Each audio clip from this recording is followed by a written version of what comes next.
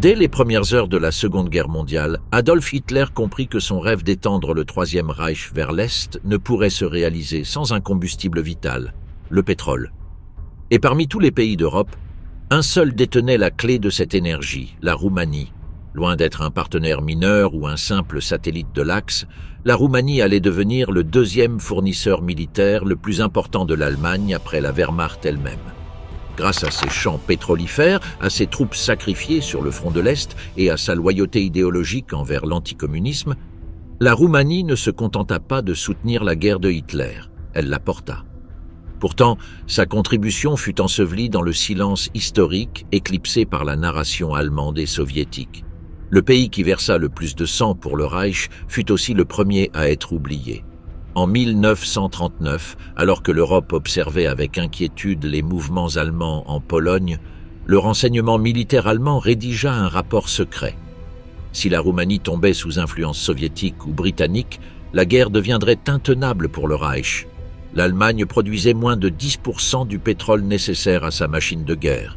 Le reste devait provenir de Ploiesti, une ville roumaine qui abritait certaines des raffineries les plus avancées du monde.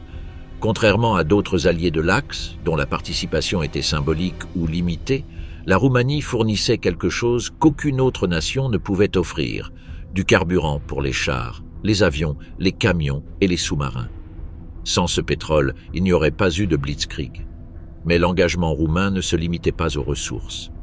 Dès le lancement de l'opération Barbarossa en juin 1941, l'armée roumaine devint la deuxième force d'invasion du front de l'Est. Cette année-là, seulement plus de 300 000 soldats roumains traversèrent le Prout vers la Bessarabie, marquant le début d'une campagne de récupération territoriale qui se transforma rapidement en guerre d'extermination contre l'Union soviétique. Hitler, impressionné par la disposition de la Roumanie à sacrifier des vies humaines pour l'objectif commun de détruire le communisme, qualifia ce pays de son allié le plus fiable. Pour Berlin, l'Italie était un problème à maintenir, la Hongrie, un rival régional suscitant la jalousie, la Finlande, un allié tactique. Seule la Roumanie combinait fanatisme idéologique, ressources énergétiques et engagement militaire absolu. Entre 1941 et 1942, la Roumanie mobilisa plus d'1 million d'hommes, un nombre disproportionné pour sa population de 14 millions d'habitants. Pour l'Allemagne, cela signifiait qu'un Roumain sur 14 portait l'uniforme, combattant au nom du Reich. Aucun autre pays allié ne fournit autant de soldats à la cause de Hitler. L'Italie, malgré une population plus importante, en mobilisa moins. La Slovaquie et la Croatie apportèrent des unités symboliques. Même le Japon, allié nominal, ne partagea pas de front ni n'envoya de troupes en Europe. La Roumanie, en revanche, devint la colonne vertébrale de l'effort de l'Axe sur le flanc sud soviétique. L'importance stratégique de la Roumanie s'est révélée avec une brutalité saisissante lors des bombardements alliés sur Ploiesti. En août 1943, plus de 170 bombardiers américains attaquèrent les raffineries roumaines, connues comme le « cœur pétrolier du Reich ». L'attaque, appelée Opération Tidal Wave, fut l'une des plus coûteuses de toute la guerre pour l'aviation américaine. Les Roumains, opérant des batteries anti-aériennes et des chasseurs fournis par l'Allemagne, défendirent leur territoire avec une férocité inhabituelle. Le général Alfred Gerstenberg, responsable des défenses aériennes, déclara que les Roumains se battaient comme s'ils défendaient non seulement leur patrie, mais aussi le destin du Reich. Dans ces raffineries était produit le carburant qui faisait avancer les Panzer à Kursk et les Messerschmitt à Stalingrad. La propagande allemande exalta momentanément la loyauté roumaine, montrant des soldats aux casques et uniformes similaires à ceux des Allemands, combattant côte à côte dans les champs de blé ukrainiens. Mais derrière cette camaraderie se cachaient de profondes tensions. Les officiers allemands méprisaient leurs alliés, les jugeant inférieurs en formation et en discipline, tout en dépendant d'eux pour maintenir le front. Malgré ce mépris, les Allemands savaient une vérité incontestable. Sans la Roumanie, la guerre à l'Est était impossible. Les pertes humaines furent écrasantes. En 1944, la Roumanie avait déjà perdu plus de 300 000 morts et près de 400 000 blessés et disparus. À Stalingrad, les divisions roumaines furent presque totalement détruites en tentant d'arrêter la contre-offensive soviétique. Ces soldats ne combattaient pas pour l'ambition impériale allemande, mais pour les promesses d'Hitler de protéger l'intégrité territoriale roumaine face à la menace soviétique.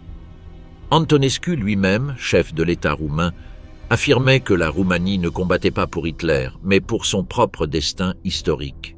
La participation roumaine ne peut s'expliquer uniquement par la pression allemande. Il existait un profond composant idéologique, fondé sur l'anticommunisme et le rêve d'une grande Roumanie unifiée. Depuis la fin de la Première Guerre mondiale, le pays avait gagné des territoires aux dépens de ses voisins, mais ne s'était jamais senti en sécurité.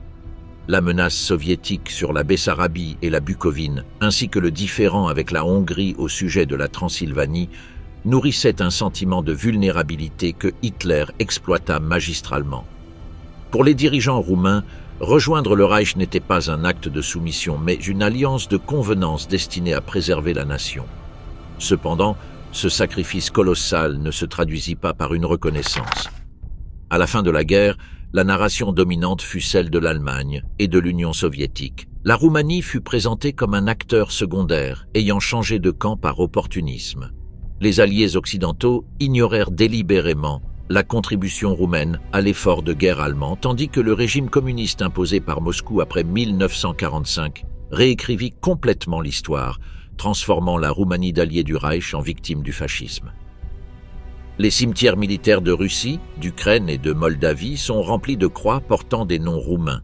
À Sébastopol, Odessa et Stalingrad, les restes de centaines de milliers de soldats reposent loin de leur patrie.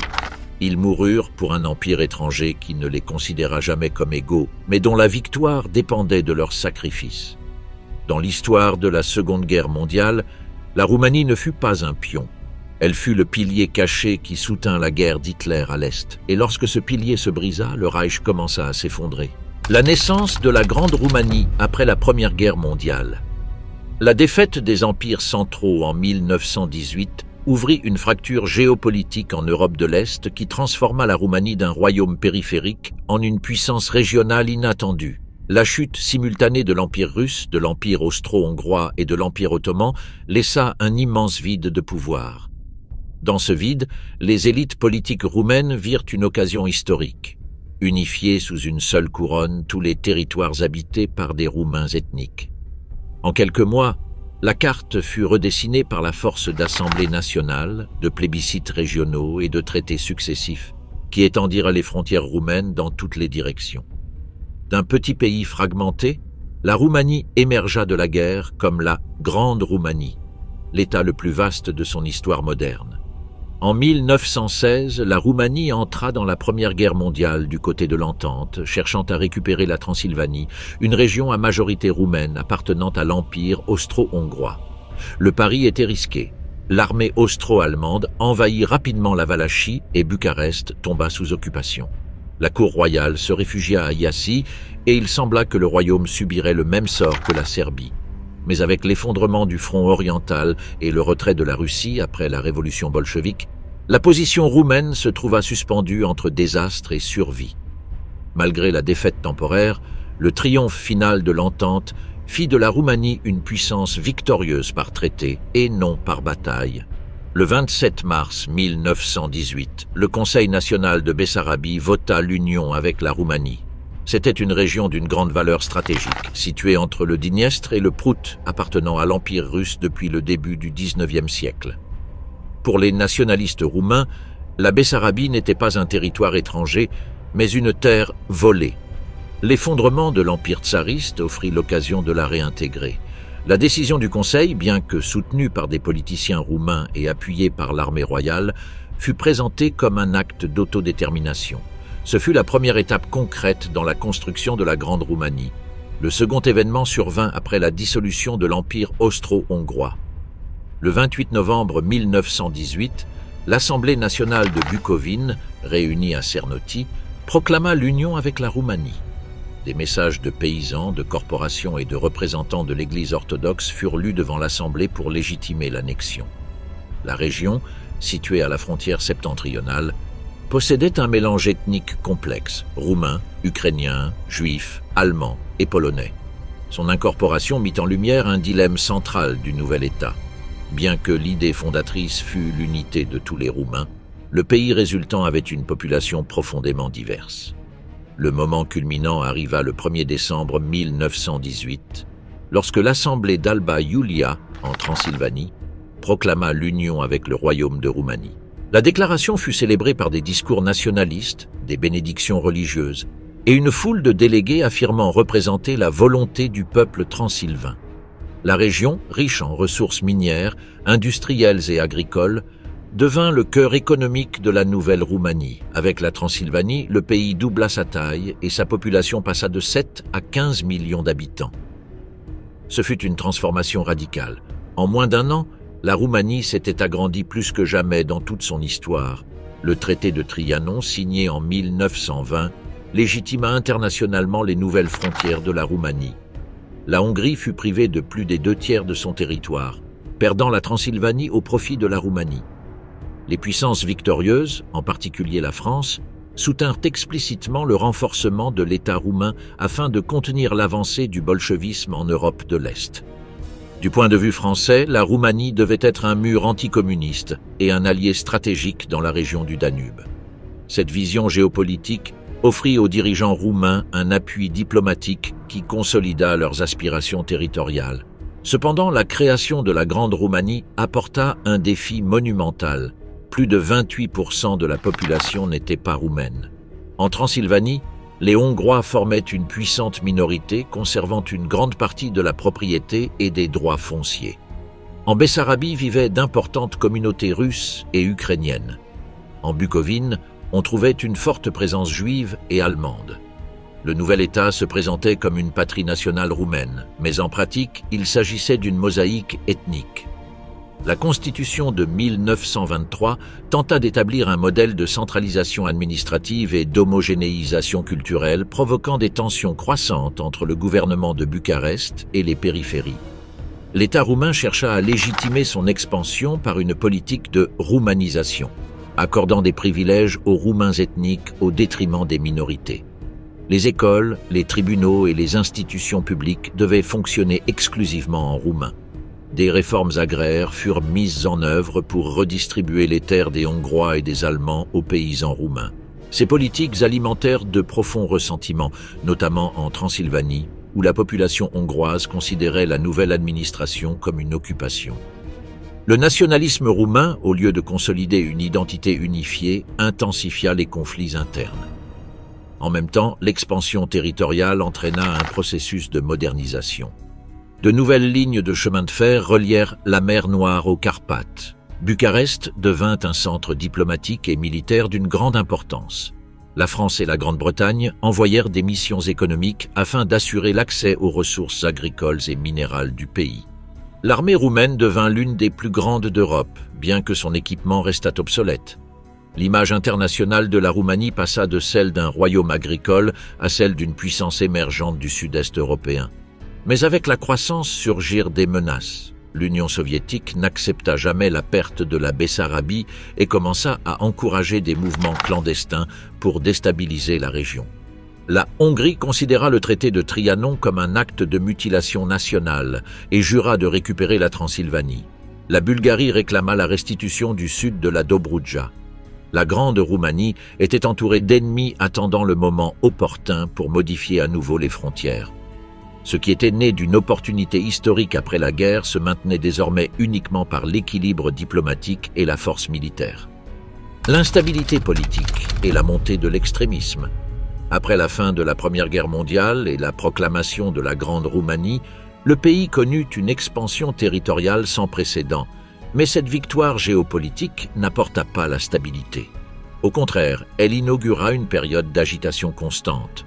Le nouvel État était vaste, diversifié et profondément inégal. L'administration centrale à Bucarest tentait de gouverner les régions nouvellement annexées avec des lois et structures importées de l'ancien royaume, tandis que les minorités ethniques résistaient activement à la romanisation.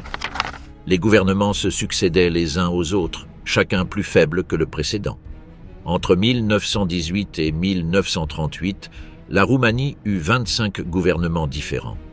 Aucune coalition ne parvenait à se maintenir plus de quelques mois.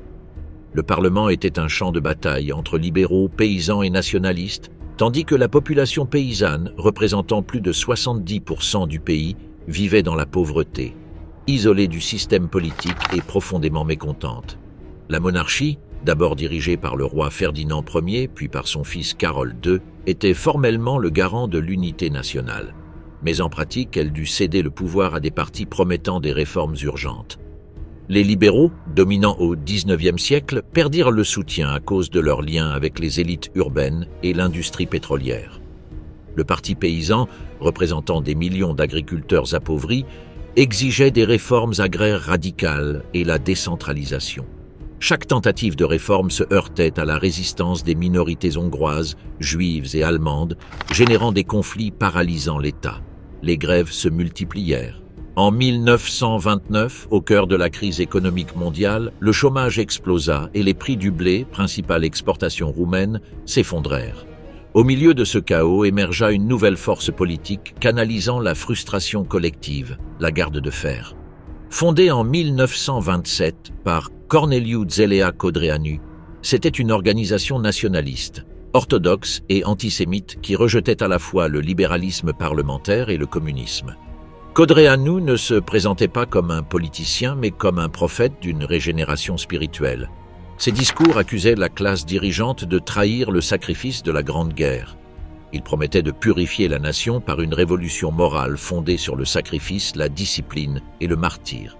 La Garde de fer se présentait comme un mouvement mystique plus qu'idéologique, où le leader n'était pas un représentant, mais un sauveur. Le mouvement adopta des symboles religieux, des rituels d'initiation et des serments de sang. Ces militants, connus sous le nom de légionnaires, portaient des chemises vertes et défilaient en portant des icônes chrétiennes aux côtés des drapeaux nationaux. Ce n'était pas simplement un parti, c'était une secte politique combinant nationalisme extrême et mysticisme orthodoxe. Pour eux, la nation roumaine était destinée à un sort providentiel, mais devait être purifiée de la corruption interne représentée, selon leur vision, par les juifs, les communistes, les francs-maçons et les politiciens traditionnels. La violence était présentée comme une forme de rédemption nationale. L'essor du mouvement coïncida avec une vague mondiale d'extrémisme. En Italie, Mussolini avait pris le pouvoir en 1922. En Allemagne, Hitler réorganisait le Parti national-socialiste. En Roumanie, des milliers de jeunes au chômage, de paysans appauvris et d'intellectuels désabusés rejoignirent la Garde de fer. Dans les universités, les légionnaires recrutaient des étudiants avec le discours de restaurer l'honneur perdu du pays. Ils n'offraient pas de programme économique détaillé, mais une promesse de sacrifice collectif. La politique n'était plus présentée comme une activité rationnelle, mais comme une lutte mystique entre le bien et le mal. L'État roumain a réagi par la répression. En 1933, le premier ministre libéral Ion Duca a interdit la Garde de fer et ordonné des arrestations massives. Quelques jours plus tard, des légionnaires ont assassiné Duca à la gare de Sinaia. Cet attentat politique a marqué le début du terrorisme comme outil politique. Codreanu a été emprisonné, mais le mouvement a encore grandi. Aux élections de 1937, la Garde de fer a obtenu 15% des voix, devenant la troisième force du pays. Face à la possibilité que les légionnaires accèdent légalement au pouvoir, le roi Carol II a décidé d'intervenir directement. Carol II, un monarque ambitieux et autoritaire, était revenu dans le pays en 1930 après une absence volontaire. Il se méfiait des partis traditionnels et craignait l'ascension de Codreanu. En février 1938, il a dissous le Parlement, aboli la Constitution et établi une monarchie autoritaire. Il ordonna l'arrestation de Codreanu et de centaines de militants légionnaires. En novembre de la même année, Codreanu fut étranglé en prison et son corps jeté dans une fosse commune. Le gouvernement annonça qu'il était mort en essayant de s'échapper. Loin de détruire le mouvement, sa mort en fit un martyr. La Garde de fer n'a pas disparu. Elle s'est fragmentée en cellules clandestines qui jurèrent vengeance. Le pays entra dans une phase de tension permanente. Le roi gouvernait par décrets royaux, mais il manquait de soutien populaire. Les partis traditionnels avaient été éliminés. Les légionnaires complotaient avec des officiers de l'armée. Et surtout, à l'horizon se profilait une nouvelle menace, l'expansion de l'Allemagne nazie. À mesure qu'Hitler occupait l'Autriche et démembrait la Tchécoslovaquie, les nationalistes roumains commencèrent à voir en Allemagne non seulement un allié, mais un modèle. La crise des années 1930 n'était pas simplement économique ou politique. Elle était existentielle. La Grande Roumanie était entourée d'ennemis territoriaux, minée par des conflits ethniques et déchirée par une lutte idéologique interne. La démocratie libérale, importée du modèle occidental, n'a pas réussi à s'enraciner. À sa place, le pays a glissé vers le radicalisme. La politique a cessé d'être une compétition d'idées et est devenue une lutte pour la survie nationale. Dans ce climat de peur et de désespoir, l'extrémisme a cessé d'être une option et est devenu la seule issue imaginable pour des millions de Roumains convaincus que seule la force pouvait sauver la nation de sa propre chute. La crise de 1940 et l'ascension d'Ion Antonescu. L'année 1940 a marqué l'effondrement politique de l'État roumain. Ce qui avait été présenté pendant 2 décennies comme l'aboutissement du rêve national, c'est-à-dire la Grande Roumanie, s'est effondré en quelques mois. Les puissances occidentales, garantes de l'ordre issu de la Première Guerre mondiale, étaient tombées ou se trouvaient au bord de la reddition. La France, principal allié de Bucarest, capitula devant l'Allemagne en juin. La Grande-Bretagne se repliait sur ses îles en position défensive.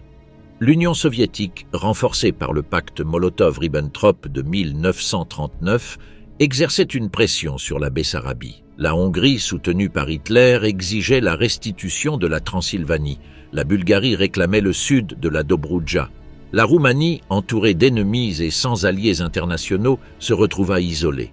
Le 26 juin 1940, l'Union soviétique envoya un ultimatum exigeant la remise immédiate de la Bessarabie et du nord de la Bucovine. Le Conseil de la Couronne se réunit en urgence.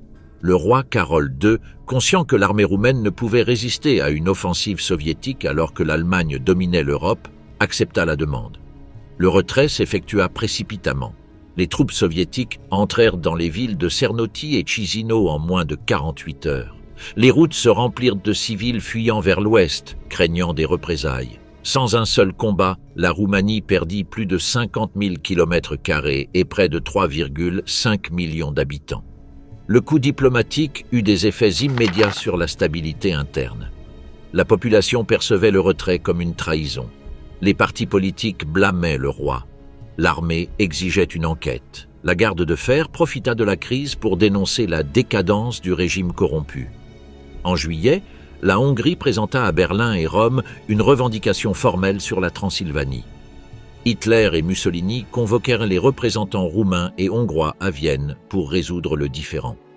Le second arbitrage de Vienne, signé le 30 août 1940, attribua le nord de la Transylvanie à la Hongrie. Le territoire, peuplé de plus de 2,6 millions d'habitants, comprenait des villes industrielles clés, des champs agricoles stratégiques et la plus grande concentration de minorités roumaines hors de l'ancien royaume. L'humiliation territoriale ne s'arrêta pas là. Le 7 septembre, la Roumanie fut contrainte de signer le traité de Craiova, par lequel elle cédait au royaume de Bulgarie le sud de la Dobroudja. En seulement 3 mois, le pays avait perdu un tiers de son territoire. L'image internationale de la Roumanie en tant que puissance régionale s'évapora. L'armée, frustrée et désespérée, blâmait directement le roi Carol II. La population, épuisée par la corruption et l'autoritarisme, réclamait une nouvelle direction capable de restaurer la souveraineté. Dans ce contexte de crise totale, émergea la figure du général Ion Antonescu. Militaire de carrière, vétéran de la Première Guerre mondiale, Antonescu avait servi comme chef d'état-major et ministre de la Défense. Il était connu pour sa rigueur disciplinaire, son anticommunisme radical et sa méfiance envers les partis traditionnels. Depuis des mois, il critiquait ouvertement le roi pour ses alliances politiques et sa vie privée marquée par des scandales. Dans les cercles militaires, il était considéré comme le seul homme capable de négocier avec Hitler depuis une position de fermeté. Le 4 septembre 1940, Carol II convoqua Antonescu au palais royal. Lors d'une brève rencontre, le général exigea les pleins pouvoirs pour réorganiser l'État. Il n'acceptait pas d'être Premier ministre sous l'autorité traditionnelle du monarque. Il réclamait le titre de conducator, leader de l'État, suivant le modèle fasciste européen. Il affirmait qu'un régime fort et autoritaire était le seul capable de sauver la nation de l'effondrement. Le roi, sans soutien, fut contraint de céder. Il signa le décret accordant des pouvoirs extraordinaires à Antonescu. Mais la pression ne s'est pas arrêtée là. La garde de fer, dirigée par Horia Sima après la mort de Codreanu, réclamait vengeance contre le roi pour la répression de 1938. Les légionnaires exigeaient la restauration de leurs droits politiques et une participation directe au nouveau gouvernement. Antonescu, conscient qu'il avait besoin d'une base civile de soutien, accepta de négocier avec eux. Le 5 septembre, il annonça la création de l'État national légionnaire, une alliance entre l'armée et la garde de fer. Le roi Carol II fut obligé d'abdiquer en faveur de son fils de 19 ans, Michel Ier, qui monta sur le trône en tant que figure symbolique sans réel pouvoir. La chute du roi marqua la fin du système parlementaire instauré en 1918. Antonescu se présenta comme le sauveur national. Il promit de récupérer les territoires perdus et de restaurer l'honneur du pays. Pour ce faire, il chercha immédiatement le soutien de l'Allemagne. Le 13 septembre, Hitler envoya une mission militaire en Roumanie. Des officiers allemands commencèrent à entraîner l'armée roumaine et à superviser la défense des champs pétrolifères de Ploiesti. La présence de troupes allemandes sur le sol roumain fut présentée comme un acte de protection, mais en réalité, elle consolidait la dépendance stratégique du pays vis-à-vis du Reich. Antonescu justifiait son alliance avec Hitler non pas comme une soumission, mais comme une nécessité géopolitique. Il affirmait que seul l'Axe pouvait garantir l'intégrité territoriale face à l'Union soviétique et à la Hongrie.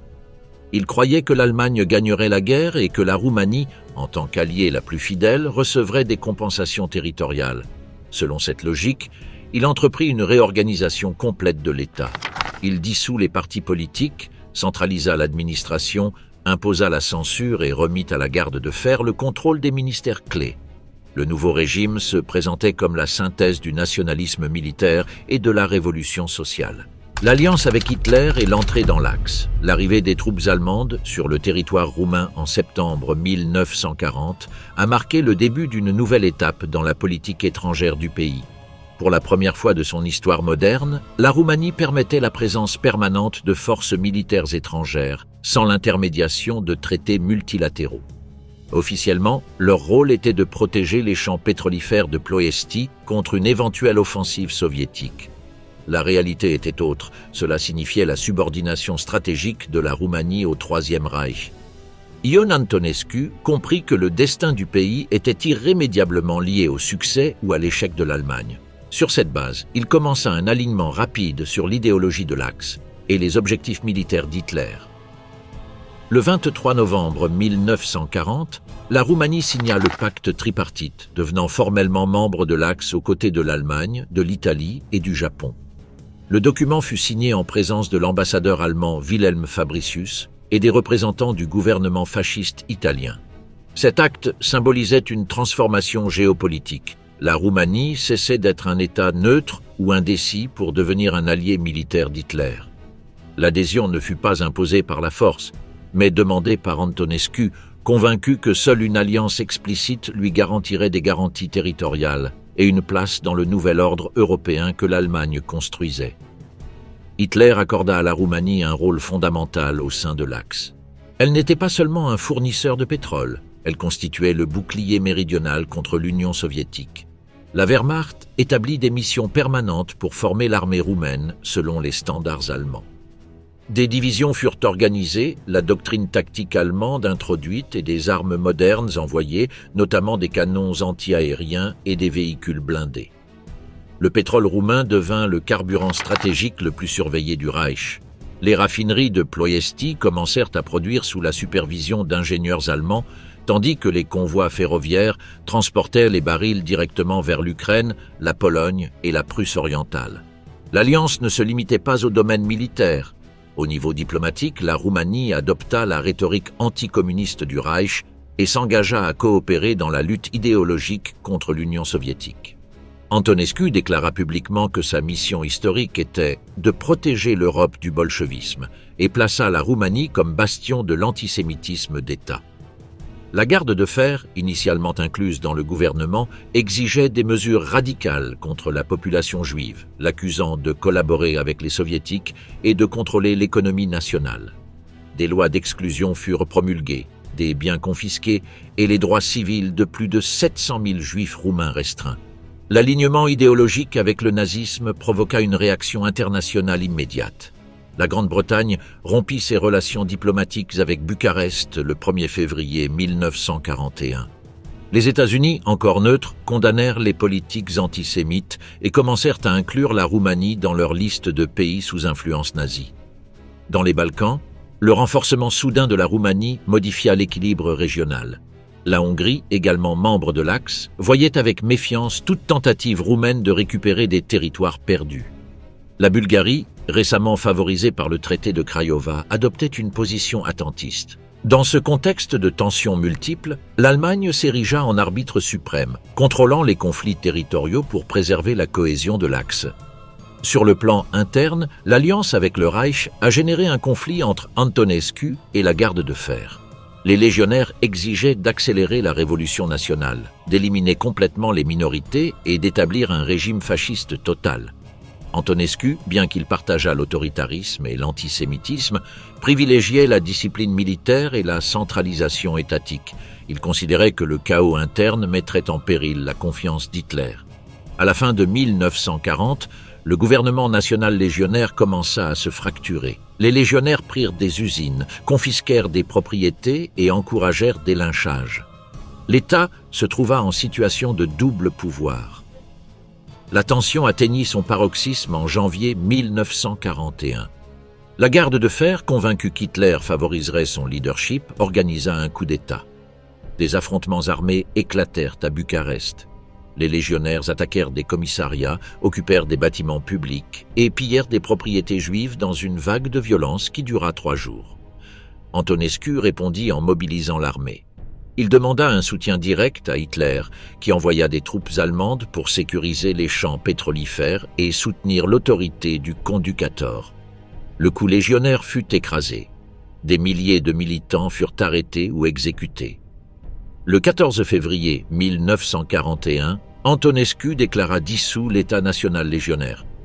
La Garde de fer fut interdite. La Roumanie se transforma en une dictature militaire personnelle. Après cette purge, la relation entre la Roumanie et l'Allemagne se consolida encore davantage. Hitler considérait Antonescu comme un leader fiable, discipliné et prévisible. Lors de conversations privées, il affirma que la Roumanie serait l'allié le plus ferme du Reich à l'Est. Berlin augmenta l'envoi d'armement et de conseillers militaires. Les troupes allemandes en territoire roumain passèrent à 500 000 hommes. L'infrastructure du pays fut mise au service de l'effort de guerre de l'Axe. L'armée roumaine se préparait à une guerre totale. Antonescu ordonna la mobilisation générale et proclama que l'objectif national était de récupérer la Bessarabie et la Bucovine, enlevées par l'Union soviétique en 1940. Le 12 juin 1941, Antonescu se rendit à Munich pour une réunion finale avec Hitler. Là, il reçut la confirmation du plan allemand pour envahir l'Union soviétique sous le nom d'Opération Barbarossa. Il se vit assigner la mission d'attaquer depuis le sud et de traverser le fleuve Prout. Il se vit promettre la réincorporation des territoires perdus et l'administration de nouvelles terres en Ukraine. L'armée roumaine fut intégrée au groupe d'armées sud sous le commandement du maréchal allemand Gerd von Rundstedt. Le 21 juin, la Roumanie émit un ordre de mobilisation totale. Le pays entier devint un champ de préparation militaire au service de la guerre d'Hitler.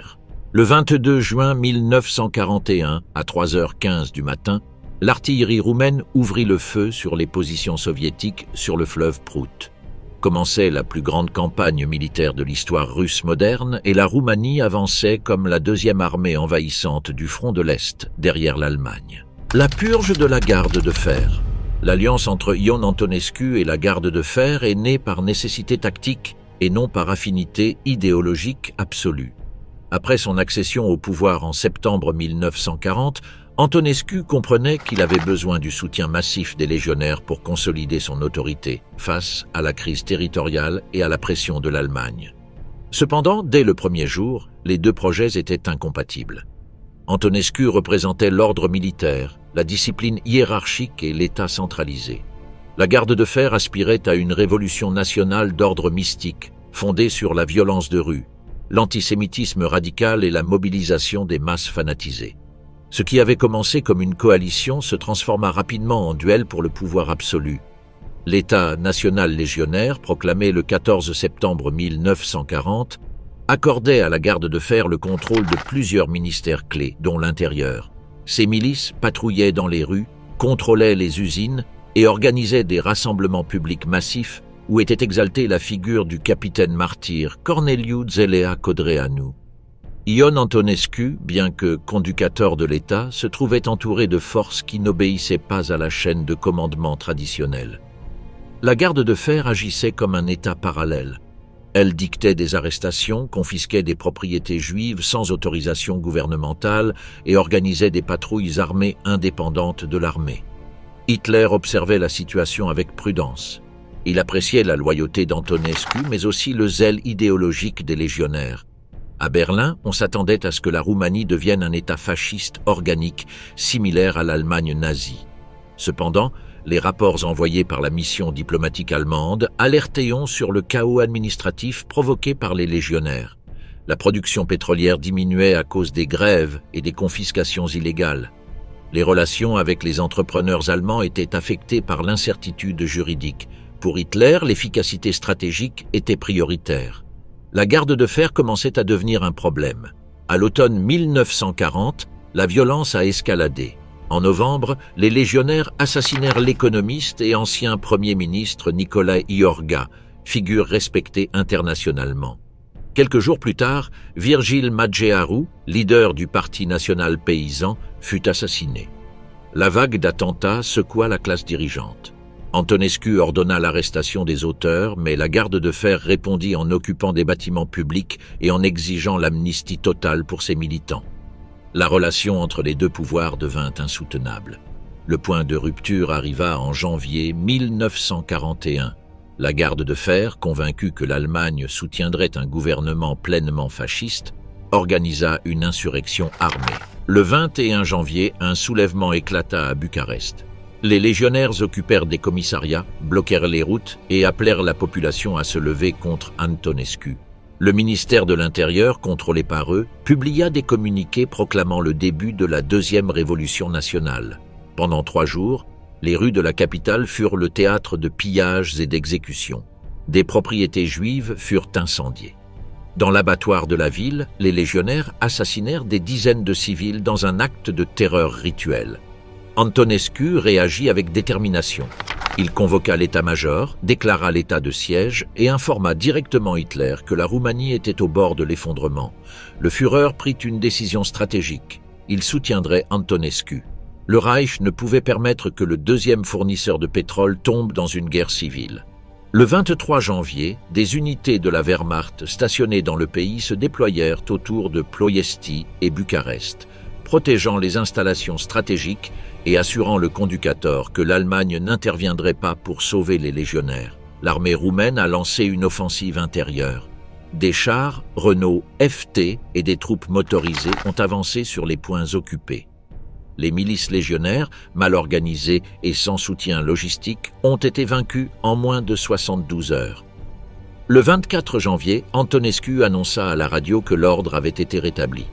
Le roi Michel Ier signa un décret dissolvant l'État national légionnaire. Horia Sima et les principaux dirigeants légionnaires s'enfuirent en Allemagne, où ils furent accueillis mais exclus du pouvoir politique réel. Des milliers de militants furent arrêtés. Certains furent exécutés sans jugement. D'autres disparurent dans des prisons secrètes. Le régime d'Antonescu en sortit renforcé. L'Allemagne le reconnut comme le seul chef de l'État roumain. Hitler lui accorda le titre de leader de l'État roumain et allié du Reich.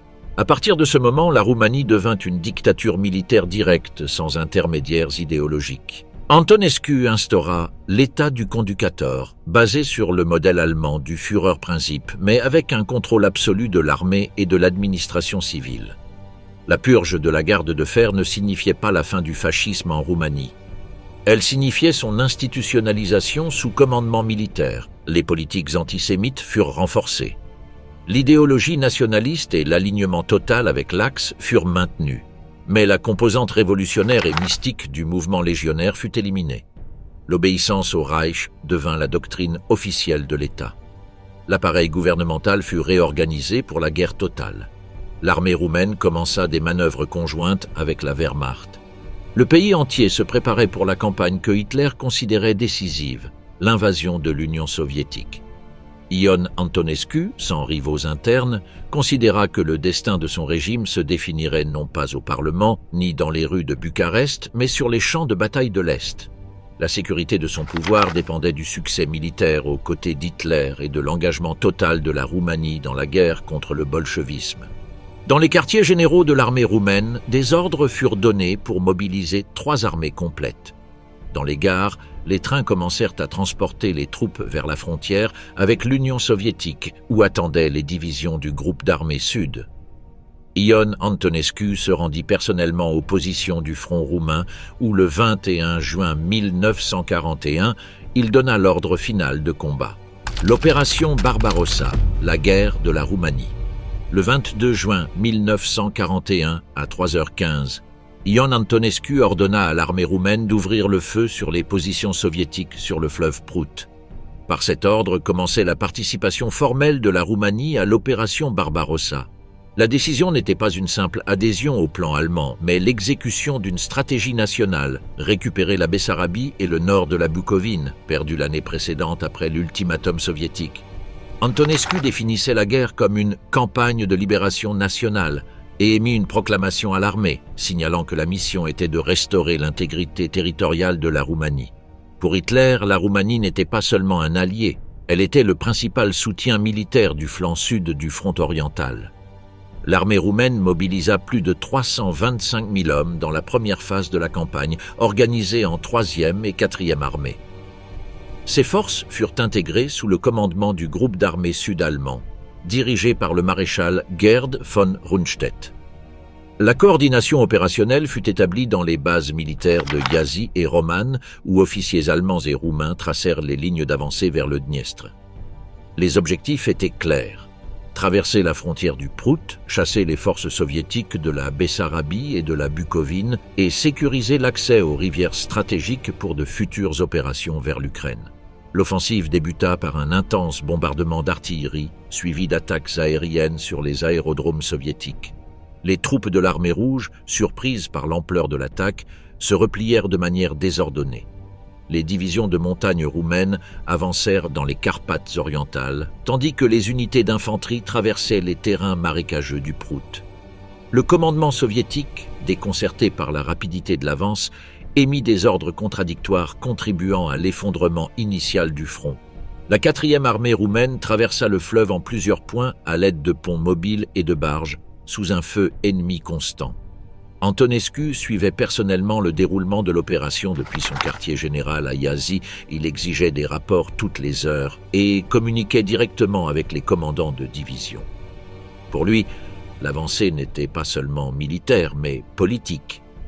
Chaque kilomètre reconquis devait consolider son leadership national et démontrer à Hitler l'utilité stratégique de la Roumanie. À Berlin, les rapports du haut commandement soulignaient la motivation des troupes roumaines et leur discipline au combat. Hitler envoya un message direct félicitant Antonescu pour le retour héroïque des terres arrachées par le bolchevisme. L'avancée roumaine rencontra une résistance croissante. L'armée rouge commença à se réorganiser autour des fortifications de Chisinau et de Cetatea Alba. Les unités soviétiques, appuyées par des chars T-26 et de l'artillerie lourde, lancèrent des contre-attaques qui ralentirent l'offensive. Les divisions roumaines subirent des pertes importantes, surtout lors des combats pour les traversées du Dniestre. Cependant, la coordination avec la Luftwaffe permit de neutraliser les positions défensives grâce à des bombardements tactiques. Fin juin, la Bessarabie était presque entièrement sous contrôle roumain. Le 5 juillet, Antonescu ordonna le franchissement du fleuve Dniestre, pénétrant sur le territoire de l'Union soviétique au-delà des frontières revendiquées. Cette décision marqua le point où la guerre roumaine cessa d'être exclusivement territoriale pour s'intégrer pleinement dans le projet militaire allemand. L'objectif immédiat était d'assurer des ponts stratégiques vers Nikolaev et Odessa, ce qui permettrait à la Wehrmacht d'avancer vers le Donetsk et le Caucase. Le commandement allemand faisait pression sur Antonescu pour étendre sa participation, arguant que la destruction de l'État soviétique était la seule manière de garantir la sécurité des frontières roumaines. Les forces roumaines atteignirent Tighina le 9 juillet. Là, un nouveau quartier général conjoint germano-roumain fut établi. Les ordres opérationnels indiquaient que la Roumanie administrerait le territoire occupé entre le Dniestre et le Bug plus tard connu sous le nom de gouvernorat de Transnistrie. Le contrôle de cette région assurait un corridor logistique vital pour le front sud et renforçait la position stratégique de la Roumanie au sein de l'Axe. L'administration militaire roumaine commença à établir des postes de commandement, à réquisitionner des ressources et à réorganiser le territoire selon la législation de guerre. La participation roumaine s'intensifia. Le 3e armée reçut pour mission d'avancer vers la mer Noire, tandis que la 4e devait soutenir l'offensive contre le port d'Odessa. Ion Antonescu déclara publiquement que la guerre ne se terminerait ni sur le Dniestre ni sur le Bug, mais à n'importe quel endroit où le bolchevisme présenterait sa dernière résistance. Cette déclaration consolidait l'intégration de la Roumanie dans la guerre idéologique et existentielle contre l'Union soviétique, alignée sur le discours hitlérien de guerre totale. La propagande d'État roumaine renforçait la narration de la croisade nationale. Des communiqués furent publiés annonçant la libération de la Bessarabie après 22 ans d'oppression soviétique et présentant la campagne comme l'accomplissement du destin historique de la nation. Parallèlement, la mobilisation de nouvelles divisions fut ordonnée. En août 1941, plus de 450 000 soldats roumains se trouvaient sur le front oriental, faisant de la Roumanie la 2e armée de l'Axe en termes de forces déployées, seulement surpassée par l'Allemagne. L'avancée se poursuivit vers le sud de l'Ukraine, où les troupes roumaines capturèrent Balta, Birzula et Dubazari, sécurisant les lignes ferroviaires et les dépôts stratégiques. La résistance soviétique s'intensifiait à mesure que les troupes du front sud recevaient des renforts de l'intérieur du pays. La bataille d'Odessa en particulier se profilait comme le premier test décisif de la capacité offensive roumaine, sans soutien direct massif des unités allemandes. Ion Antonescu était confronté à une décision cruciale, arrêter l'avancée aux limites de l'ancienne frontière ou poursuivre à l'intérieur de l'Union soviétique en tant que partie intégrante de la machine de guerre hitlérienne. Le commandement germano-roumain émit un dernier ordre avant l'assaut final sur la ville portuaire la plus importante de la mer Noire. Ion Antonescu assuma personnellement la responsabilité de conquérir Odessa. Le siège d'Odessa, le premier grand carnage. Le 8 août 1941, Ion Antonescu a émis l'ordre définitif. L'armée roumaine devait prendre la ville portuaire d'Odessa, considérée par l'état-major allemand comme la clé stratégique de la mer Noire. Hitler avait clairement indiqué que la responsabilité de l'opération reposait presque exclusivement sur la Roumanie. Il n'y aurait pas d'intervention massive des troupes allemandes. La conquête d'Odessa devait être la preuve de la capacité militaire roumaine et de son engagement dans la guerre de l'Axe. Par cette décision, Antonescu s'engagea dans une bataille qui durerait 73 jours et deviendrait l'affrontement le plus sanglant de toute l'histoire militaire de la Roumanie. Odessa n'était pas une ville ordinaire. Avec une population de plus de 600 000 habitants et des fortifications construites pendant des décennies, c'était l'un des ports les mieux défendus de la mer Noire. L'Armée rouge avait déployé la 9e armée indépendante, renforcée par de l'artillerie lourde et des marins de la flotte de la mer Noire. Des tranchées furent creusées dans la banlieue, des mines posées aux accès et des positions défensives en profondeur organisées. La ville était prête à résister à tout prix. Pour le commandement soviétique, Odessa n'était pas seulement un point stratégique, c'était un symbole de la résistance. L'attaque commença le 13 août. Les divisions roumaines avancèrent à travers les champs en périphérie de la ville, faisant face à un feu d'artillerie constant. Le terrain, plat et sans couverture, se transforma rapidement en abattoir. Les pertes se multiplièrent. Les rapports du quartier général roumain indiquaient qu'en seulement 3 jours, certaines unités avaient perdu 20% de leurs effectifs. Les hôpitaux de campagne s'effondrèrent. Les médecins amputaient des jambes et des bras sans anesthésie, tandis que les officiers notaient les noms des morts avec la froide certitude que les listes seraient doublées le lendemain.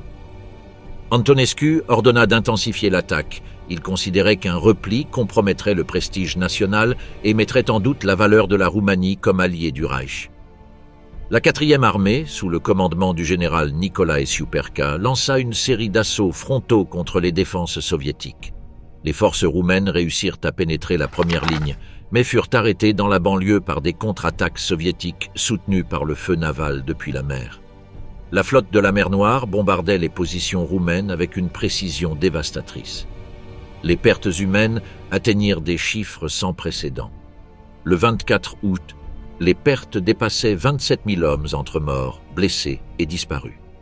Les unités d'infanterie manquaient de munitions avant la fin de la journée. L'état-major roumain demanda un soutien aérien intensif. La Luftwaffe répondit par des bombardements massifs sur le port et les quartiers industriels. Les explosions incendièrent les dépôts de carburant, détruisirent les chantiers navals et causèrent des milliers de morts civiles. La ville sombra dans un mélange de fumée, de feu et d'éclats. Les rues furent couvertes de cadavres. Les autorités soviétiques informèrent Staline qu'Odessa était détruite, mais que la population civile refusait de se rendre. L'offensive continua sans pause. Les ingénieurs roumains creusèrent des tranchées à quelques mètres des lignes soviétiques. Dans certains secteurs, les combats se livraient maison par maison, pièce par pièce. Les soldats se saignaient dans les sous-sols, parmi les ruines, sous le feu des mitrailleuses cachées dans les bâtiments effondrés. L'air dans les tranchées était imprégné de l'odeur de la viande brûlée. Antonescu, pressé par Hitler, rejeta toute suggestion de repli. Il ordonna de faire venir des renforts depuis l'intérieur du pays. Les réserves furent mobilisées, des officiers retraités, des étudiants d'académie militaire. Le 12 septembre, la situation atteignit un point critique. Le 4e armée avait subi plus de 80 000 pertes. Antonescu se rendit personnellement au front. Il observa le champ de bataille depuis un poste de commandement camouflé. Il fut témoin de la manière dont les ambulances transportaient des corps amputés, comment les camions revenaient vides car les hommes refusaient de monter, épuisés et décomposés par la faim et la soif. Le général Tchouperke avertit que continuer l'assaut frontal signifierait la destruction totale de l'armée. Antonescu le destitua immédiatement. Sous de nouveaux ordres, l'offensive fut restructurée. L'artillerie lourde fut concentrée et des tunnels furent creusés pour placer des explosifs sous les positions soviétiques. Le 2 octobre, une explosion gigantesque détruisit un quartier général ennemi, tuant des centaines de défenseurs. Ce fut le tournant. La résistance soviétique commença à s'effondrer par manque de ravitaillement. Staline ordonna d'évacuer Odessa par la mer. Durant la nuit du 15 octobre, la ville fut secrètement abandonnée par les troupes soviétiques. L'évacuation fut couverte par le feu naval, tandis que les derniers défenseurs laissaient des mines et des pièges explosifs en se retirant. Le 16 octobre, les premières unités roumaines entrèrent à Odessa. La ville était en ruine. L'air était irrespirable à cause de l'odeur des corps en décomposition. Les rues étaient couvertes de cratères, les bâtiments réduits en décombres, les usines calcinées. Les soldats roumains marchaient en silence parmi des montagnes de cadavres. Il n'y eut aucune célébration. Il n'y eut ni musique ni discours, seulement des ordres pour occuper les secteurs détruits et sécuriser le port à des fins militaires. Le rapport final du haut commandement roumain enregistra 93 000 pertes propres et plus de 60 000 soviétiques. Jamais auparavant dans son histoire, l'armée roumaine n'avait payé un prix aussi élevé pour une seule ville. Ion Antonescu informa Hitler qu'Odessa était tombée. Le Führer répondit par un télégramme de félicitations, soulignant le sacrifice roumain comme preuve de sa loyauté envers l'Axe. La Roumanie avait démontré son engagement absolu dans la guerre, mais ce triomphe militaire révéla une vérité incontestable. La guerre contre l'Union soviétique serait un conflit d'extermination mesuré non en kilomètres conquis, mais en cadavres accumulés, et la Roumanie, tout comme l'Allemagne, ne pouvait plus s'arrêter. L'occupation de la Transnistrie et les représailles. Après la chute d'Odessa, le gouvernement roumain a assumé l'administration d'un vaste territoire entre les rivières Dniestre et Bug, connu sous le nom de Transnistrie. Ion Antonescu considérait que cette région n'était pas une simple occupation temporaire, mais une extension naturelle de la Grande Roumanie. Le 19 août 1941, Adolf Hitler a émis un ordre officiel accordant à la Roumanie le contrôle total de la Transnistrie en récompense de son rôle décisif sur le front oriental. Avec une superficie de plus de 40 000 km² et une population estimée à 2 millions d'habitants, le territoire fut transformé en gouvernorat de Transnistrie, administré directement par Bucarest sous autorité militaire. La capitale administrative fut établie à Odessa. Georg Alexianu, un juriste proche d'Antonescu, fut nommé gouverneur plénipotentiaire avec pouvoir civil, judiciaire et militaire. Sa mission était double: exploiter les ressources économiques pour soutenir l'effort de guerre et garantir le contrôle politique en éliminant tout foyer de résistance. Les ordres initiaux stipulaient la confiscation des récoltes, la réquisition du bétail, le contrôle du transport fluvial et ferroviaire, et la création d'un réseau de garnisons le long des principaux centres urbains et villages stratégiques. Les forces roumaines se sont rapidement confrontées à un ennemi invisible, les partisans soviétiques. La NKVD, avant d'évacuer la région, avait laissé des groupes clandestins chargés d'organiser des sabotages, de détruire des ponts et d'attaquer des convois. La résistance civile s'est également activée. Femmes et personnes âgées cachaient des combattants dans des caves et des grottes, tandis que circulaient des pamphlets appelant à ne pas coopérer avec les occupants et à provoquer des incendies dans les dépôts militaires. Pour l'État roumain, tout acte de sabotage était considéré comme du terrorisme. Des tribunaux militaires sommaires furent établis avec autorité pour exécuter sans appel. L'impact humain de l'occupation fut immédiat. Des milliers de Juifs de Bessarabie et de Bucovine furent déportés en Transnistrie dans le cadre de la politique de purification ethnique mise en œuvre par le gouvernement roumain. Les colonnes de déportés traversaient le Dniestr en plein hiver, sans vêtements ni nourriture adéquate. Les autorités roumaines créèrent des camps de concentration improvisés dans des villages abandonnés, sans infrastructures sanitaires. Dans certains secteurs, la mortalité quotidienne atteignait 10% de la population du camp. Les registres de l'état-major roumain documentent que, entre octobre 1940 et mars 1942, plus de 70 000 personnes moururent de faim, de froid ou de maladie. Ion Antonescu défendait devant le Conseil des ministres ces mesures comme un acte de guerre préventive contre le bolchevisme racial. Il affirmait que la population juive avait collaboré avec l'armée rouge et devait être éliminée de l'espace national roumain. Cependant, plusieurs officiers de l'armée contestèrent la brutalité des mesures et avertirent du risque d'exacerber la résistance locale.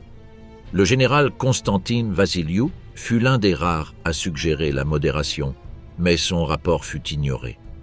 Antonescu insistait sur le fait que la sécurité du front intérieur était prioritaire pour le succès de la campagne orientale. La répression devint le principal outil de gouvernement en Transnistrie. Pour chaque attaque de partisans, des civils soupçonnés de collaboration étaient exécutés. Dans le district de Berezovka, 200 personnes furent fusillées après le sabotage d'un pont. À Golta, des villages entiers furent brûlés comme châtiment collectif. Les ordres des opérations internes établissaient que la sévérité est la seule garantie contre la subversion communiste. L'occupation se transforma ainsi en une guerre parallèle, distincte de la lutte frontale contre l'armée rouge, une guerre de sécurité, de représailles et de purification ethnique. À Odessa, la tension a atteint son paroxysme en octobre 1941. Le 22 de ce mois, une explosion a détruit le quartier général de l'état-major roumain installé dans l'ancien bâtiment du NKVD. 67 officiers roumains et allemands sont morts, y compris le commandant de la garnison. L'enquête a conclu qu'il s'agissait d'une bombe placée sous le bâtiment avant le retrait soviétique. Antonescu a réagi par un ordre immédiat de représailles. Pour chaque officier tué, 200 civils devaient être exécutés. Dans les 48 heures suivantes, des milliers de personnes ont été rassemblées dans des entrepôts militaires, fusillées ou pendues sur des places publiques. Des charges explosives ont été utilisées pour détruire des bâtiments remplis de prisonniers. Le massacre d'Odessa est resté enregistré comme l'un des épisodes les plus sanglants perpétrés par les forces de l'Axe sur le front de l'Est. La répression n'a pas arrêté la résistance. Au contraire, elle l'a intensifiée. Les partisans ont multiplié les attaques. Des lignes ferroviaires ont été sabotées à Tiraspol. Dans le district d'Ananiev, un convoi de ravitaillement a été embusqué et ses soldats exécutés. L'armée roumaine a répondu par des opérations d'encerclement, brûlant forêts et villages. La population s'est retrouvée piégée entre la guérilla et l'armée d'occupation. Malgré les efforts pour stabiliser la région, les rapports envoyés à Bucarest indiquaient que l'administration était insoutenable à long terme, sans un soutien militaire allemand permanent. La politique d'occupation allait au-delà du contrôle territorial. Un système de travail forcé a été mis en place. Des milliers de prisonniers ont été envoyés réparer des routes, construire des fortifications et creuser des tranchées destinées à de futures opérations. La production agricole a été presque entièrement détournée vers le front oriental. La faim a commencé à se répandre parmi la population locale. Dans des documents internes, le ministère roumain de l'économie avertissait que le maintien du contrôle sur la Transnistrie impliquait un coût logistique supérieur à ses bénéfices. Mais la valeur symbolique et politique surpassait tout calcul pragmatique. Antonescu considérait l'occupation comme la base d'une nouvelle expansion roumaine à l'est. Il prévoyait de repeupler la région avec des colons roumains et de faire d'Odessa un grand port de la mer Noire sous contrôle roumain. Il imaginait une ligne défensive permanente sur le fleuve Bug, mais ses ambitions reposaient sur un territoire en feu. L'hiver 1942 a aggravé la situation. Les routes ont gelé, les provisions ont diminué et les pertes dues aux maladies se sont multipliées. Les hôpitaux de campagne étaient débordés. Dans certains secteurs, les unités roumaines perdaient plus d'hommes à cause du typhus et de la pneumonie qu'au feu ennemi. Des avertissements sont arrivés de Berlin. Le haut commandement allemand a informé Antonescu que les ressources roumaines devaient se concentrer sur la prochaine offensive vers Stalingrad et le Caucase. L'occupation de la Transnistrie devait être maintenue avec un minimum de troupes. Le front principal nécessitait des renforts. Ion Antonescu a accepté les ordres. Le 9 juillet 1942, il a ordonné la mobilisation de nouvelles divisions vers le front oriental, laissant derrière lui une garnison réduite et une administration civile confrontée à une population hostile. Le gouverneur Alexianu s'est engagé à maintenir le contrôle par des moyens administratifs, sans assistance militaire supplémentaire. La région est restée sous tension permanente, devenue l'arrière du front sud de l'Axe et un laboratoire de répression étatique. Le territoire, conçu comme faisant partie de la future expansion nationale roumaine, s'est transformé en espace de résistance, de maladies et de morts, tandis que les divisions roumaines avançaient vers les champs de bataille du Don et de la Volga. La campagne de Crimée et le siège de Sébastopol. La péninsule de Crimée représentait un objectif géostratégique fondamental pour le commandement allemand. La contrôler signifiait sécuriser le flanc sud de l'avancée vers le Caucase, éliminer la présence de la flotte soviétique de la mer Noire et accéder à des positions dominant complètement la mer Noire. Adolf Hitler considérait qu'une fois Sébastopol prise, l'Union soviétique perdrait sa capacité de manœuvre navale et son influence sur les Balkans. Pour Ion Antonescu, participer à sa conquête était un moyen de consolider le prestige militaire de la Roumanie et de démontrer au Reich que ses forces pouvaient opérer au-delà de leurs intérêts territoriaux immédiats. Depuis l'automne 1941, les forces roumaines ont commencé le siège de la Crimée aux côtés d'unités allemandes sous le commandement du maréchal Erich von Manstein. Le 3e armée roumaine, renforcée par des divisions de montagne et de cavalerie, a entamé la campagne en traversant l'isthme de Perekop. La résistance soviétique fut féroce. Les fortifications avaient été construites des décennies plus tôt avec des structures en béton, des champs de mines et des positions d'artillerie cachées entre les falaises. L'avancée fut lente et coûteuse. Les divisions de montagne roumaines, habituées à opérer dans les Carpates, furent déployées sur un terrain escarpé, affrontant des températures glaciales et un feu constant depuis des positions élevées. Manstein, conscient de l'importance symbolique et stratégique de l'opération, attribua aux troupes roumaines des secteurs complets du front. Il comptait sur leur capacité offensive et leur détermination éprouvée à Odessa. Cependant, le manque d'armes lourdes et de soutien logistique adéquat commença à se faire sentir. Les soldats roumains avançaient avec des fusils obsolètes et des mortiers de courte portée, affrontant des fortifications soviétiques protégées par des canons navals et de l'artillerie longue portée. Pour compenser ces lacunes, Antonescu ordonna la mobilisation d'unités supplémentaires et demanda un soutien direct à Hitler pour un équipement moderne. L'hiver 1941 fut brutal. Les tranchées gelèrent. Les maladies se propagèrent parmi les soldats. Les munitions se faisaient rares. Manstein insista pour que l'objectif soit maintenu. Sébastopol devait tomber avant le début de la campagne d'été 1942. La ville, fortifiée en 3 anneaux défensifs, possédait des arsenaux souterrains, des tunnels blindés et des positions d'artillerie intégrées dans la roche. Elle devint l'un des points défensifs les plus formidables de toute la guerre. En avril 1942, l'offensive finale débuta, appelée Opération Sturfang. La préparation d'artillerie comprenait l'utilisation du canon Dora, une arme ferroviaire de 800 mm considérée comme la plus grande jamais construite. Chaque projectile pesait 7 tonnes et pouvait pénétrer plusieurs mètres de béton. Le fracas de son tir secouait le sol à des kilomètres à la ronde. La Roumanie, sans accès direct à cette artillerie colossale, fournit l'infanterie qui avancerait après les bombardements. Les divisions de montagne roumaines attaquèrent depuis le sud, escaladant les falaises sous le feu soviétique. La défense soviétique fut acharnée. Les troupes du maréchal Petrov combattaient dans des tunnels, bunkers et tranchées, formant une structure défensive échelonnée. Chaque position capturée par les forces roumaines était immédiatement attaquée par des contre-offensives. Le terrain devint un champ de ruines couvert de corps et de cratères.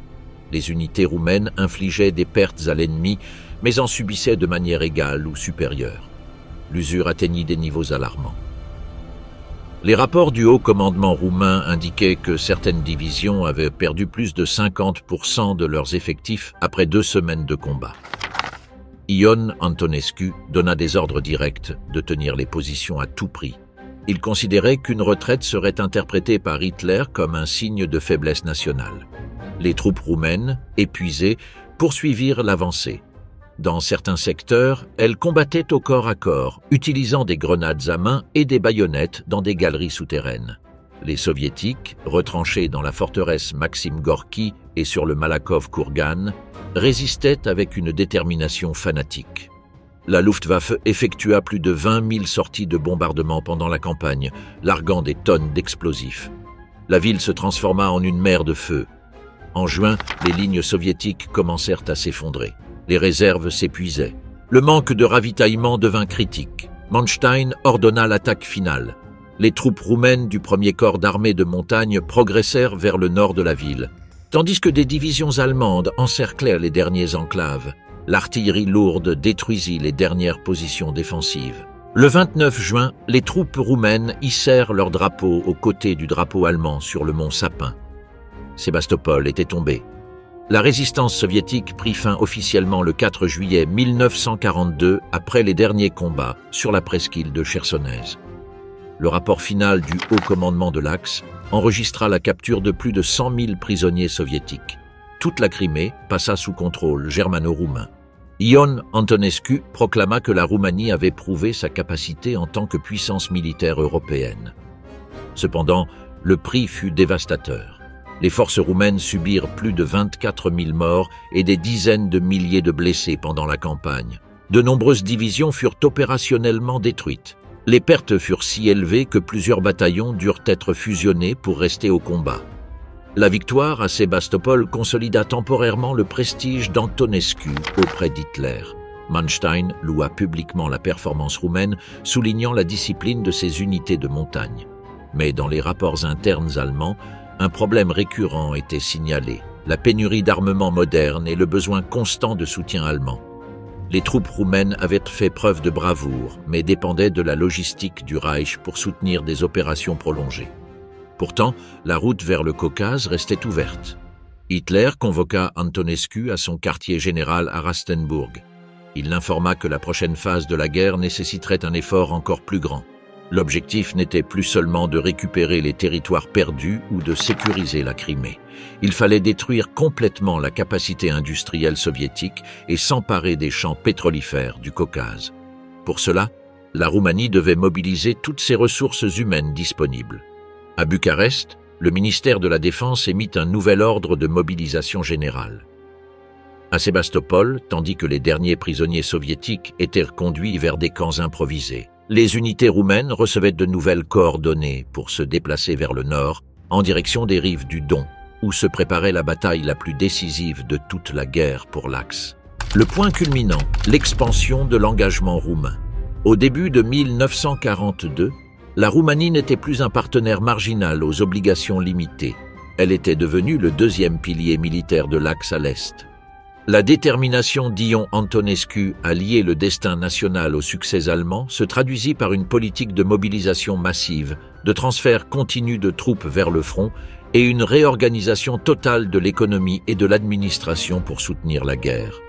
Cette année marqua le moment où l'engagement roumain cessa d'être épisodique pour devenir une structure permanente, une nation réorganisée en fonction de l'effort de guerre sur le Don, le Donets et le Caucase.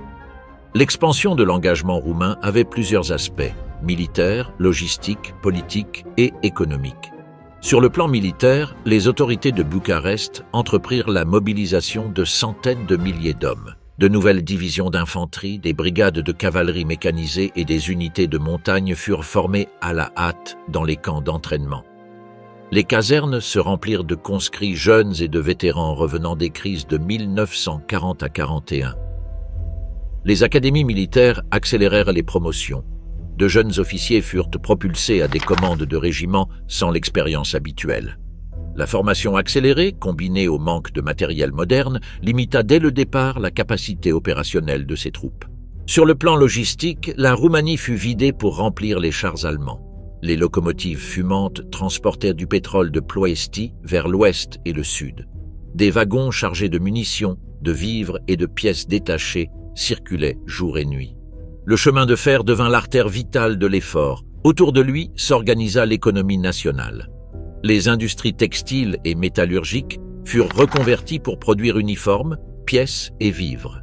Les entreprises agricoles subirent des réquisitions et un contrôle étatique priorisant l'envoi des céréales au front. Le ministère de l'économie publia des ordres de rationnement affectant la population civile.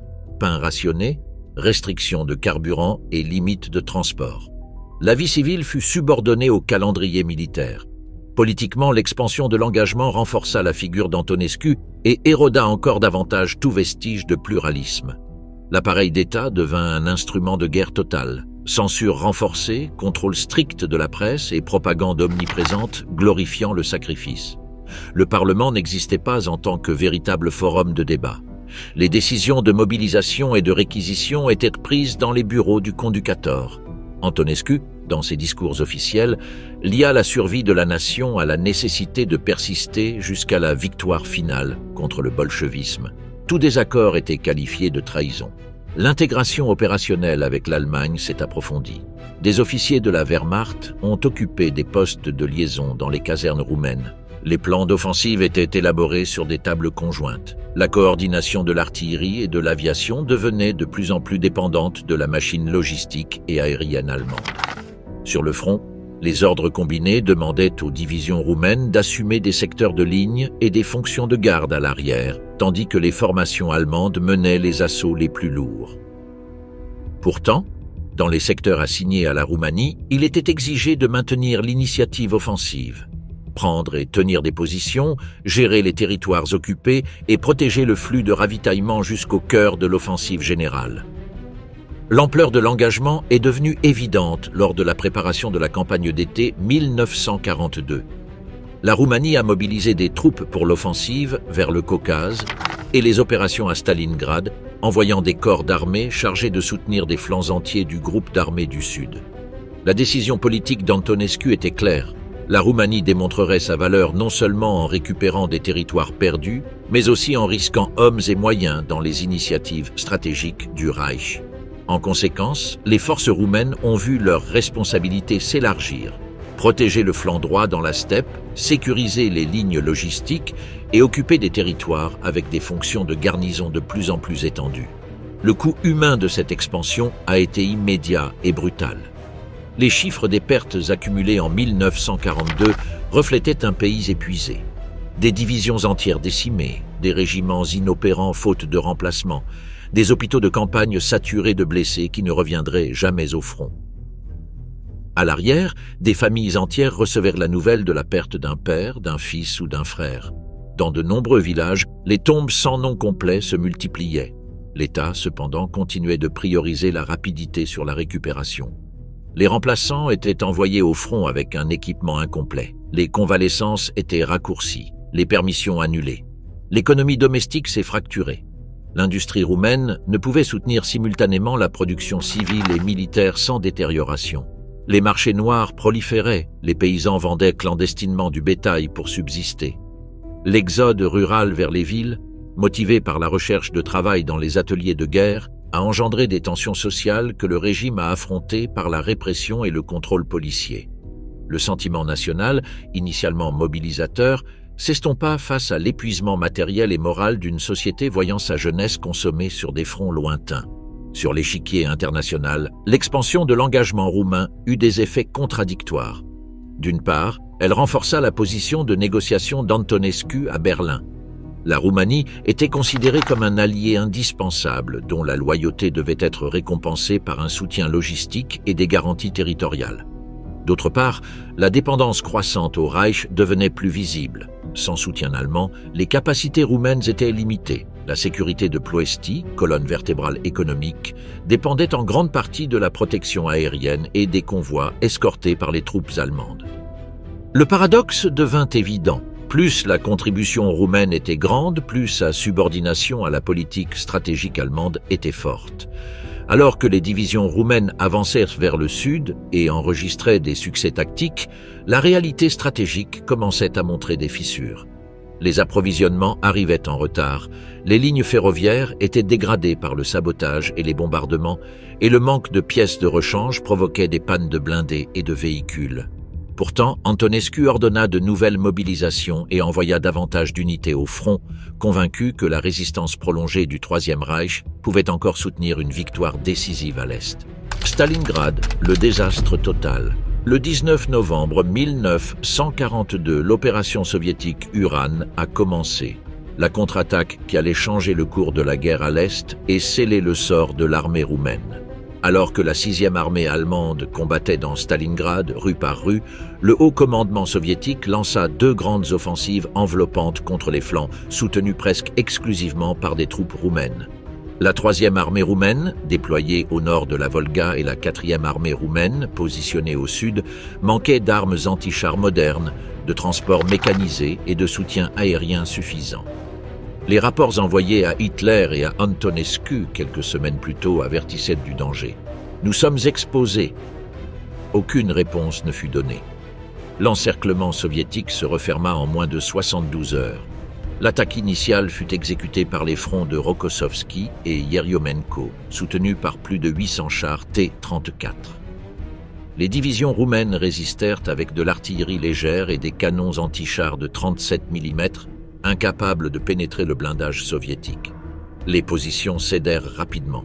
Au nord, la 6e division roumaine fut balayée.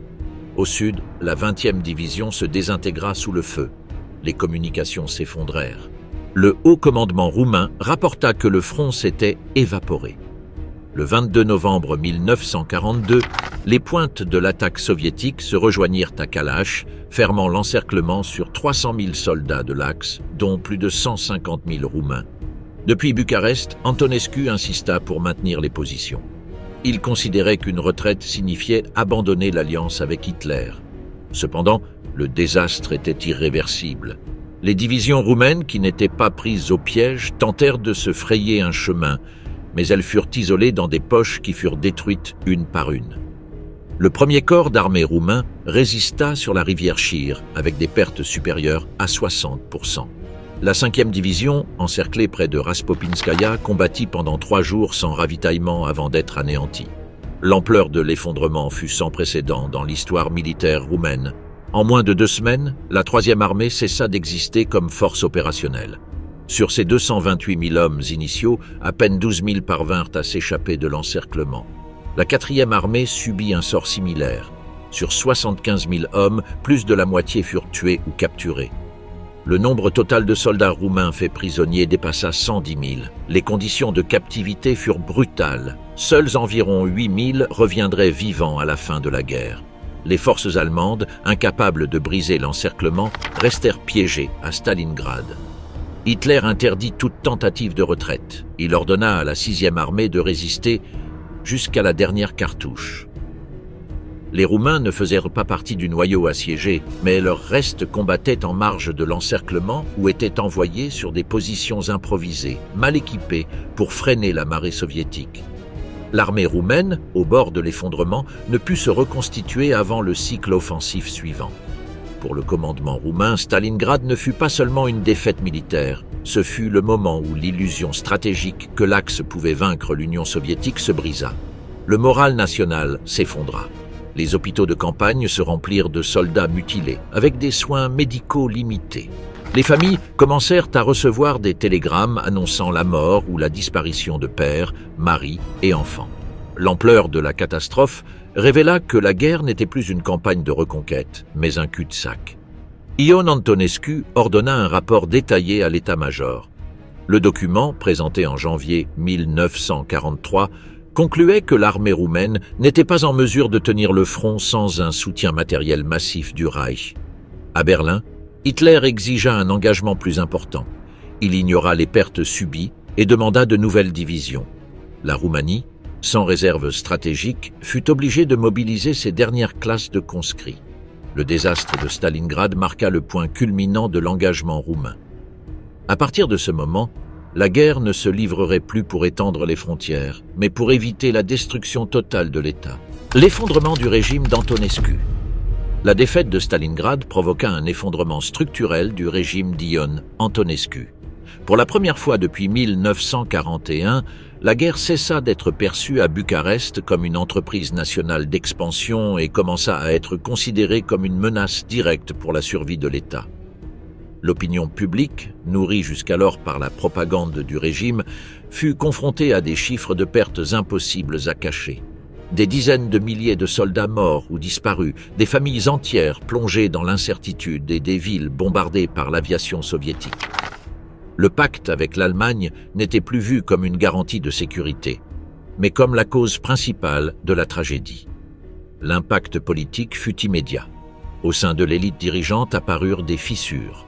Le roi Michel Ier, jusque-là figure décorative, commença à recevoir des rapports secrets de l'état-major avertissant que la Roumanie ne pouvait résister à une offensive soviétique sur son propre territoire. Les partis politiques, interdits depuis 1940, entamèrent des contacts clandestins pour explorer une sortie négociée avec les Alliés. Même certains généraux de l'armée, autrefois loyaux à Antonescu, commencèrent à envisager la possibilité de renverser le Conducator pour sauver le pays de la destruction totale. Convaincu que la défaite ne pouvait être évitée que par une démonstration finale de fermeté, Antonescu ordonna de nouvelles mobilisations. Au printemps 1943, plus de 300 000 soldats roumains furent envoyés à nouveau sur le front du Don et en Ukraine. Parallèlement, il renforça sa politique de collaboration avec l'Allemagne. Hitler, alarmé par l'effondrement italien après la chute de Mussolini en juillet 1943, exigea des garanties absolues de loyauté. Antonescu se rendit au quartier général du Führer pour assurer que la Roumanie ne suivrait pas l'exemple italien.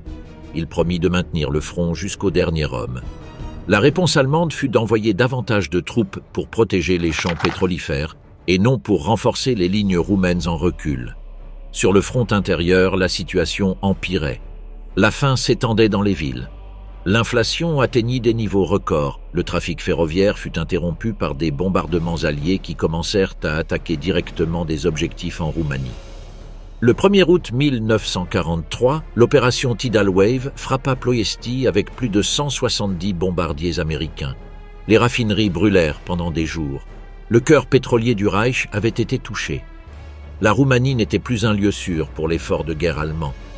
La crise prit une nouvelle dimension en 1944, lorsque l'armée rouge lança l'opération Uman-Botoșani et franchit le Dniestre.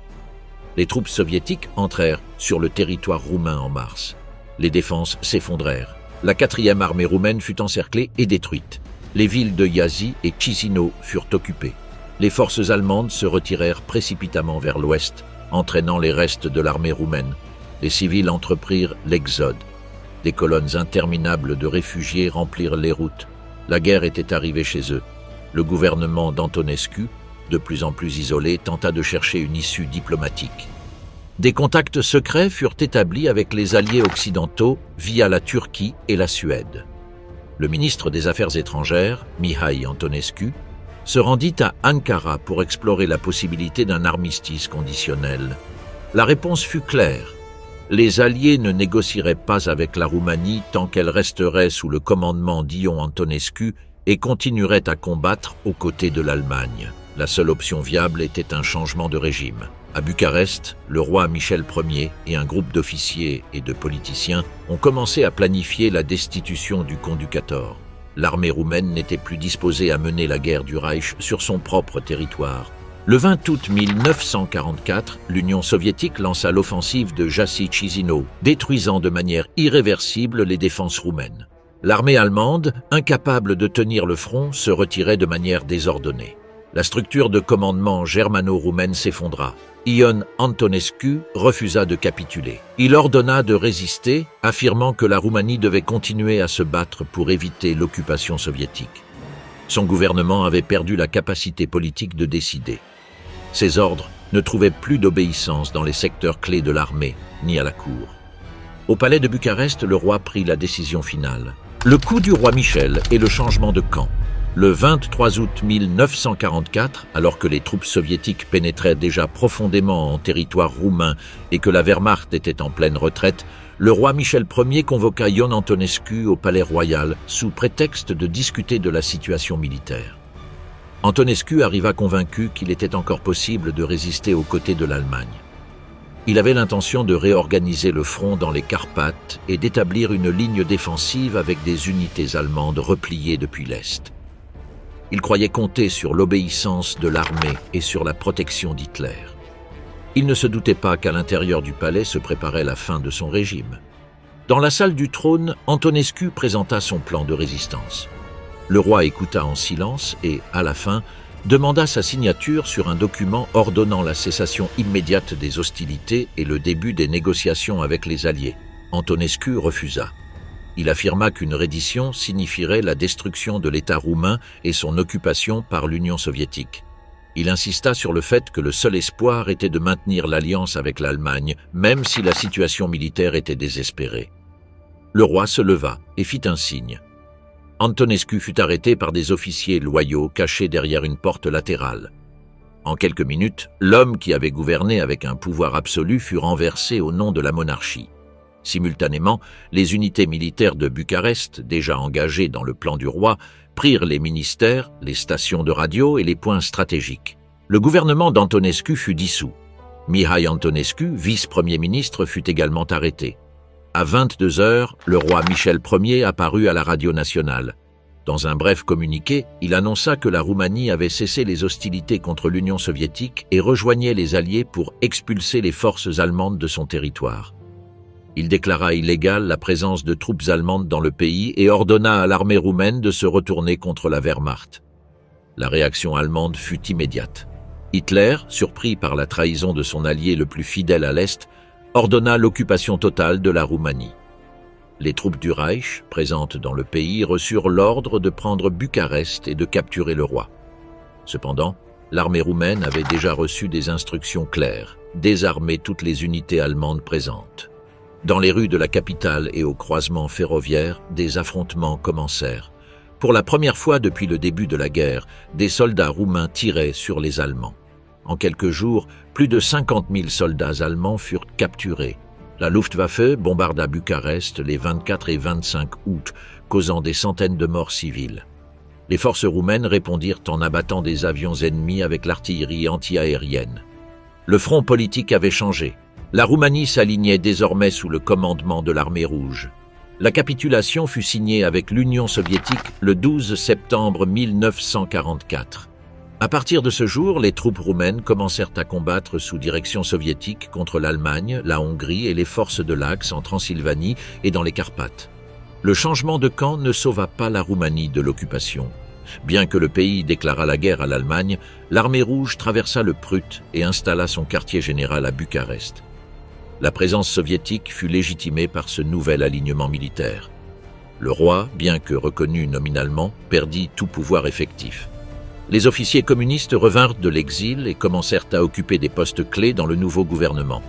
Ion Antonescu, arrêté le 23 août, fut livré aux soviétiques. Son régime disparut en un instant. L'alliance avec le Reich, qui avait défini la politique étrangère de la Roumanie pendant 4 ans, fut enterrée. À sa place commença une nouvelle phase de domination, marquée par l'influence totale de l'Union soviétique et le démantèlement de l'ancien État national. L'armée roumaine, réorganisée sous commandement soviétique, entama immédiatement des opérations contre ses anciens alliés sur le front oriental, enfonçant le dernier clou dans le cercueil d'une stratégie vouée à l'échec depuis longtemps, lorsque le Troisième Reich tenta l'audace de conquérir l'immensité du territoire soviétique.